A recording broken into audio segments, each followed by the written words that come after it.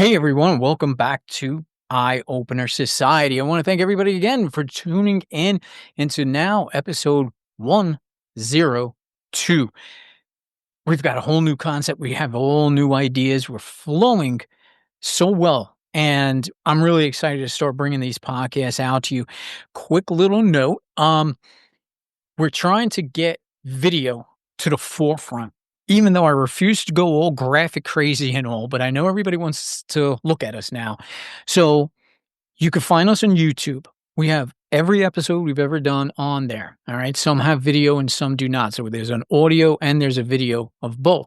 I also just launched BitChute. So we could be found on BitChute now too as well. So if you go on BitChute and just search Eye Opener Society as all one word, you'll find us there too as well. I'm going to try and find some new avenues as well to get the videos put up there too. So here's the cool thing about Eye Opener Society as we keep evolving and moving. I've evolved with a brand new co host. We've all met her on episode 101, Lizzie, who's been completely amazing. Lizzie shares so much of my ideas and my vision of Eye Opener Society. But what's great about it, she's helping me actually find that direction to get it in. And she's actually motivating me to do it. And that's what's exciting to me. So welcome back, Lizzie. Lizzie, how are you doing? Thank you. Just having a grand old time with life right now. I was telling you I was kind of having a little bit of an existential crisis this weekend as I kind of reformatted my ideas with everything. And now I don't know, just excited to figure out how to share them today. Yeah, and we're gonna get through it. We all go through these little crisis, and I was kind of concerned. I seen the video, and I looked at your face, and I said, "You're really scared about something." At least that was my perception, you know. But I was like, "Oh, do you need help?" So, what do you want to go through a little bit of it and let people know Okay. what's going on? So first, existential crisis sounds pretty dramatic. I'm a little bit of a dramatic person. I just take things very deep.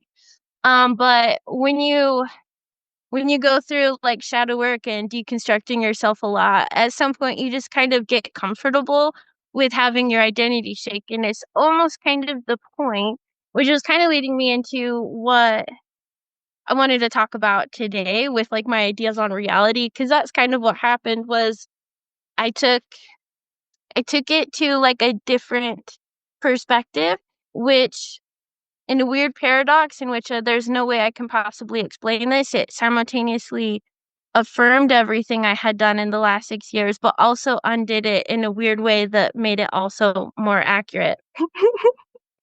Well, listen, that's great, and or at least the crazy thing about reality, it's so hard to explain, it really is. But, I mean, we all live through it, and the thing is, like me, I practice mindfulness, so here I am in the moment, and that's all I'm concerned about. But I think you, and correct me if I'm wrong, you are in multi dimensions all at one time. And I find it amazing. I find it beautiful, actually. So what are your thoughts now on reality? I mean, what did you learn from this crisis? So this is a little bit of what I'm learning. I'm learning that I'm really good at seeing all of the many layers, still learning to bring it down into the 3D, which is where you're good at with the mindfulness. I can't be mindful. If I'm washing the dishes, I'm also thinking about like 42 different things. And which makes, writing protocols and stuff, like, a whole lot of fun because I can see a lot of different angles, I could connect a lot of dots for people, and that's been a really fun thing, but I've really struggled on trying to write one that's, like, accurate because anytime I create anything, it creates more boundaries for other people, and so I kept circling around this for a long time, and so my existential crisis was kind of because I understood on a really deep level that we truly do create our own reality. And I know you hear that all the time in like your perception and if you're thinking about a red car, you'll see a red car. And I sound a little crazy here, but you create the red car. There are there are so many dimensions to us as people, the earth as a planet, reality as itself, like our histories, all of this like overlap in this really weird way that this is part of my struggle in trying to figure out how to articulate it, because any way I say it is going to put off as many people as I as are gonna understand it. Do you know what I mean? Because everybody creates their own reality, when you hear something, your brain, based on your past experiences, decides in that moment if it's part of your reality or not, and you attach to or unattach from that reality based on your decisions. But because we're all set up in this life where this world is so limited, even though we're an unlimited being, we create all these self limits for ourselves. And so we're creating the red car because we're think that there's going to be like a red car there. And so it's like a weird circle of figuring out what rules you have without circling that too much. And I'm just trying to figure out how to actually like put this down into the real world. Do you know what I mean?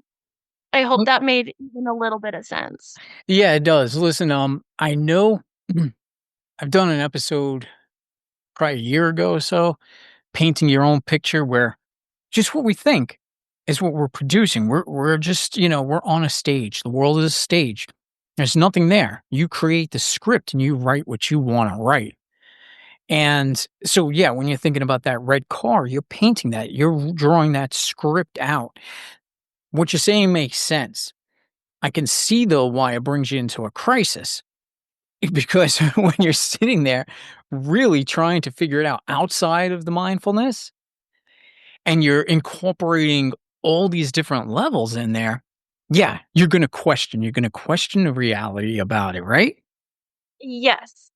Yes, especially when you're trying to take it from a multidimensional perspective. And I swear at some point I'm going to have this articulated in a way that's going to make sense, but so for now, something to think about is while you're sitting here, like doing the podcast, your body's just sitting there, you're listening.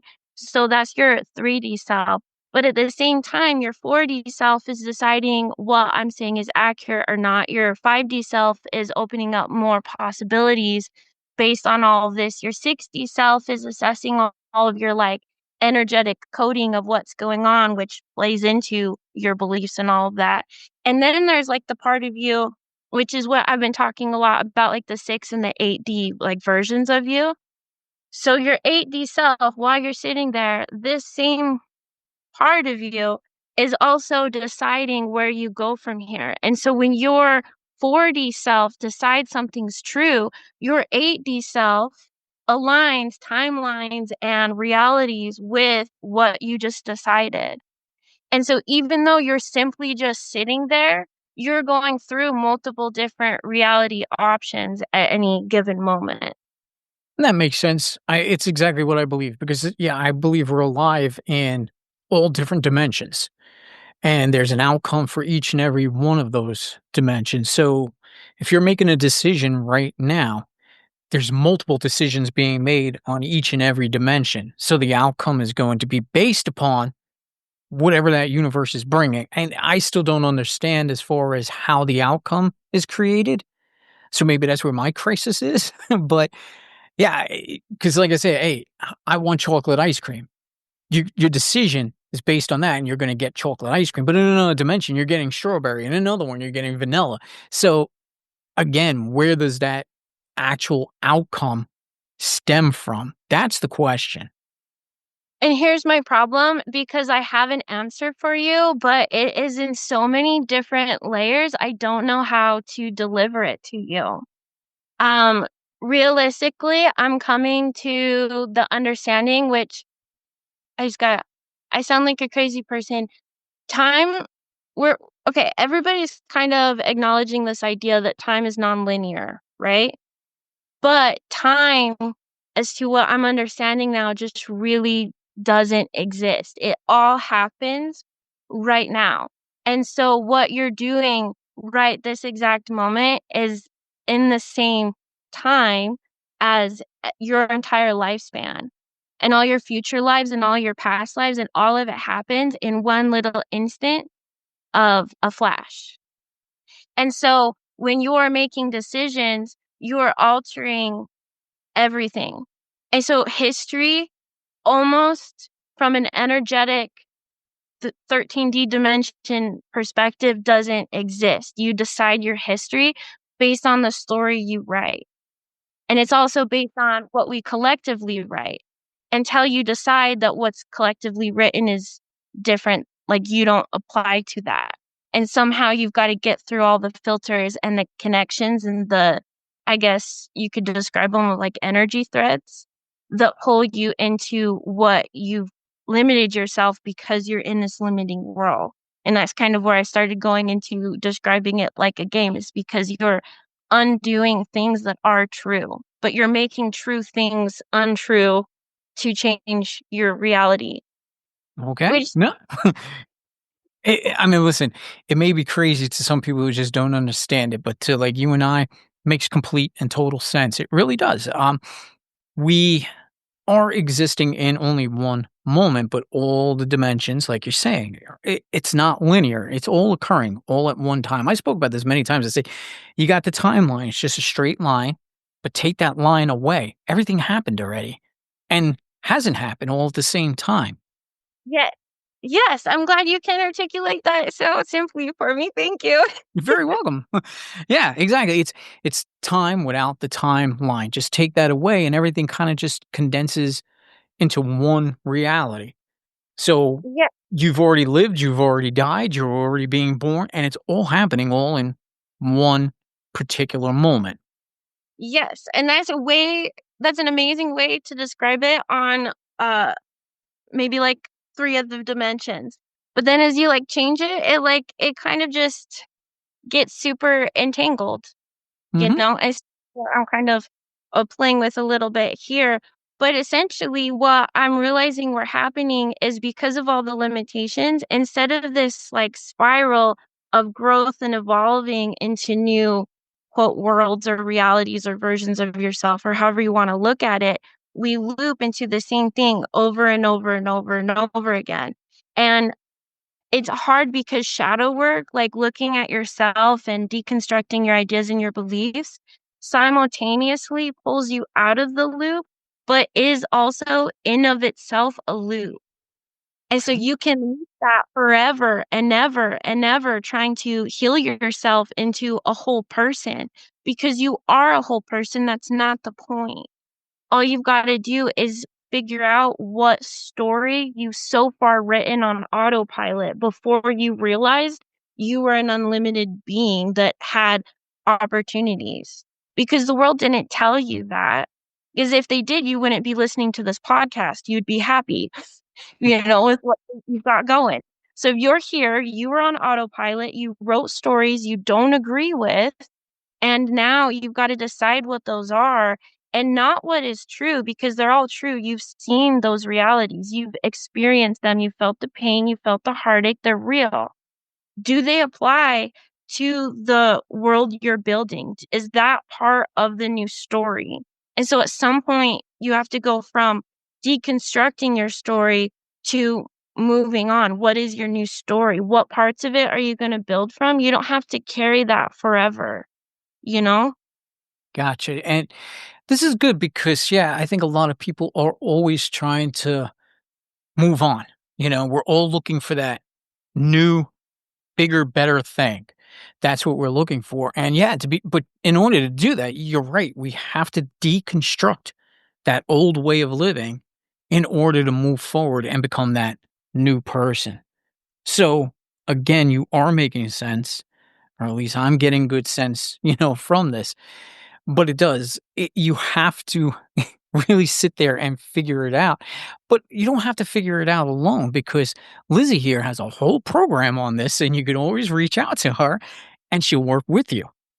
And I swear when I'm working individually with, like, your life and what you're doing, I make far more sense than when I'm trying to speak on a broad term of things. Well, yeah, absolutely. It's more specific then. I mean, you're trying to give that broader sense of everything and trying to make sense of it all at once. And it's not a problem. It's coming through at least clear to me. But yeah, if you out there in the audience would like to work with Lizzie, how did they get in touch with you, Lizzie? Uh, Email is probably the best, just energy dot by.lizzie@gmail. Yeah, reach out to her and set up appointments, and you do some great work, and that's what's so appreciative. And know what else is appreciative? You guys, the audience. Thank you so very much for tuning into this episode 102. I promise you, there's going to be so much more cool, fun stuff that's going to be going on. We have this whole new energy going here with Lizzie, and I guarantee you, you're going to enjoy it. And again, don't forget, we're on Podbean. We're on every single platform, but also if you want to see the videos, again, they're not graphically enhanced. It's just us. We can be found on YouTube, and we can now also be found on BitChute. So go on BitChute and just search Eye Opener Society, all one word. I have no idea about it yet, but it's just another platform that I like to put on because it's not mainstream and there's no censorship. Because I just noticed I started to get censored on YouTube, uh, obviously, because it's just mainstream. So I'm trying to avoid that. So definitely reach out to us. But again, I want to thank you all so much for tuning in with us. I want to thank everybody again, and you'll see us on the next episode. Thanks again, Lizzie. Yeah, thank you so much for listening to me while I formulate my chaos into order. Good job, buddy. We'll see everybody soon.